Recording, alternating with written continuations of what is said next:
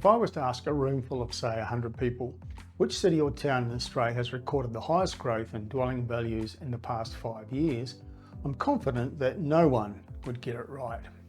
And nor would anyone guess correctly the location which ranks number 2 in the country for 5-year growth.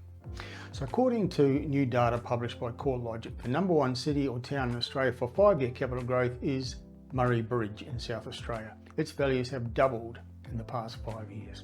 Now this reflects the fact that regional South Australia has been consistently one of the best performers on capital growth in recent years, but seldom mentioned in debates about where best to invest. A couple of other regional cities or towns in South Australia are also high on this list, including Port Pirie, Victor Harbor, Mount Gambier and Port Lincoln. Number 2 on the list of high achievers in the past 5 years is Kingaroy in Queensland, where property values have almost doubled, rising 96%, which reflects high performance by regional Queensland locations generally in recent years. In fact, 7 of the top 10 locations for 5-year growth in dwelling values are in regional Queensland, including Gympie, Bundaberg, Warwick, Maryborough, Hervey Bay and Gladstone. Now, similar to regional South Australia, many of those Queensland locations are places that would seldom feature in discussions about the best places to buy. There are certainly plenty of buyers targeting cities like Gladstone and Bundaberg, but not many would consider or even know about Kingaroy, Gympie, Warwick or Maryborough. And as an aside, it's worth pointing out that some of these high-performing locations, including Gympie and Maryborough, are places which have suffered badly from major floods in recent years.